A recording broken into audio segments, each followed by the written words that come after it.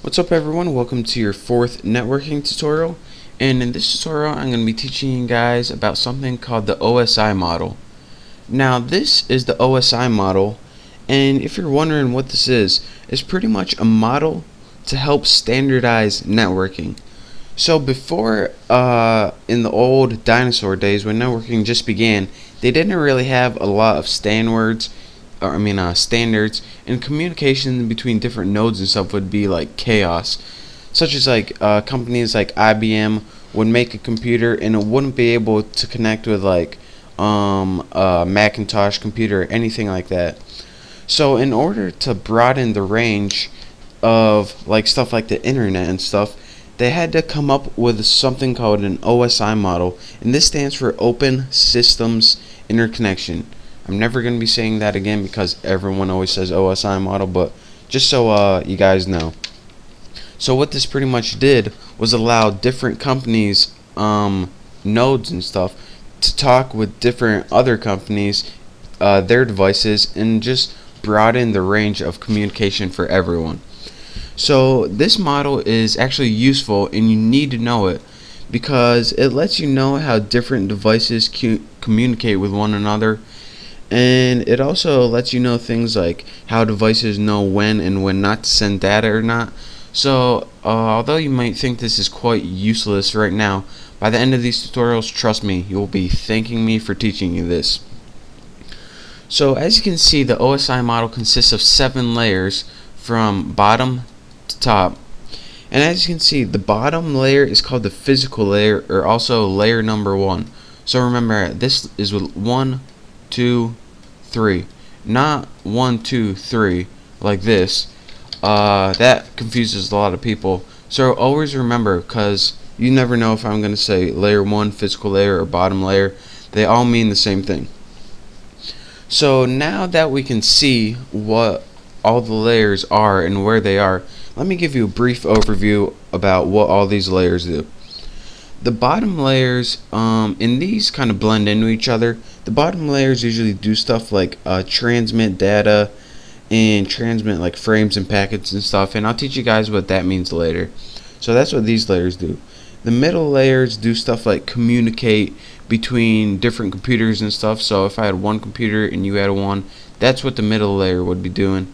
And the top layers right here, those do things like those are like your software applications, and they present the data to you and include like data formatting stuff. And I know you guys might be lost on everything I just said, but trust me, in a little bit you guys are gonna thank me. I'm gonna be teaching you guys what the physical layer is today, but if you guys got antsy and want to know all that other stuff, then there it is. But I promise I will clear things up for you as I move on. Now, moving on. The physical layer is the layer we're going to be going over today, and what this layer does is it encompasses all the things like your wired cables, your fiber optics, your radio waves, and stuff like that. Your physical layer also has your network connectors and is your network topology, and that's why it's named the physical layer, since it's the layer of stuff that you can see. So if someone says, alright, there's a problem with the physical layer, it might mean that there's a problem with like one of the pieces of hardware in your network. Now, as you know, all data in computers is transferred from binary code, and this is 1 and zeros. So for example, if you have a code called 10110, this might mean a certain thing to a computer. But if you're saying, alright, how exactly does a computer read this information? Do you just send it like Pineapple Express or whatever it's called? Do you send it in a plane, a bunch of 1s and 0s? No, you don't. To send one set of data to another computer, you have to use one of 2 signals. One is called an analog signal, and this is like signals in waves, like radio waves and microwaves and stuff like this. And the other one is a digital signal, and this is, well, I'll show you later what this is. But let's go over analog signal, and I will shorten that to anal right here. And let me tell you guys what an analog signal is. It's pretty much a wave of voltages that you can send across a network. So for example, this equals 0 volts, this blue line we have right here. Say you have a radio wave that's sending a certain amount of voltage. So your radio wave might look something like this. It might vary a little bit like this. One wave might be higher than the other, but their frequency is always the same. Anytime you have a positive volt right here, and of course these are supposed to be touching right there, I just really suck at drawing, then anytime you have a positive volt, your hardware on your network is going to read a 1. And anytime you have a negative volt, your hardware on your software is going to read a 0. Now this is built into your hardware, and as you can see, this is how analog signals can send 1s and 0s. So for example, if you have a wave just like this, this one's going to read 1 0 1 0 1 0. But again, your hardware you have can shut off the signal at certain times. So it's kind of like Morse code. You have 1 0 1 1 1 0, and this means something to your computer, and this is like the computer's language. So this is how you send 1s and 0s over a network. But recently, what the makers of networks and hardware and stuff decided to do is they saw that there was a better way of doing this than sending signals over the radio and stuff like that. So they decided to make something called a digital signal. And let me go ahead and view my grid. It might be a little easier. Show grid.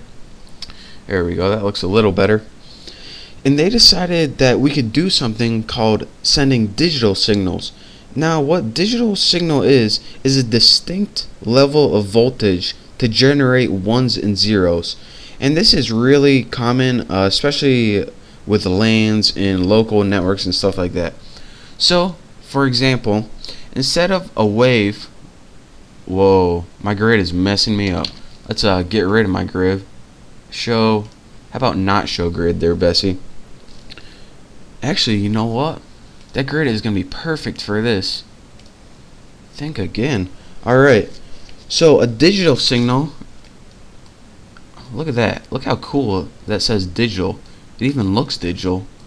This is so perfect. And I will name that digit for short. That use a distinct level of voltages, such as, say you have 5 volts right here. Oh my god, that is perfect. And 0 volts. And as you can see, a digital signal works a lot different. And again, this is 5 right here and this is 0. So instead of waves that vary, you can send distinct levels of voltage over a digital signal.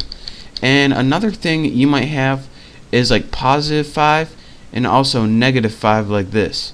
And as you can see, this one's kind of messed up. But as you can see, this is the difference between digital and an analog wave. And another thing that you guys might be asking about is something called fiber optic. Now this is the fastest thing we have out right now. And to do this, anytime you have a piece of light, it equals 1, and anytime you have no light, it equals a 0. So for example, if you wanted to send the 0 1 0 0 1, you would have a piece of light sent, and then you have 0 0, and then you would have another piece of light sent. And this is fiber optic, and that is also a digital signal. So again, I hope you don't mind my awesome drawings, but those are the basics of how to send binary code using signals, using a digital signal, and also using an analog signal. And as you can see, digitals are a lot more distinct, and they're usually just a lot more precise and better and faster. So that is your networking tutorial. In the next tutorial, I'm going to be going over the next layer of the OSI model. So thank you guys for watching. Make sure to please subscribe to my channel, and I hope you enjoyed, and I'll see you next time.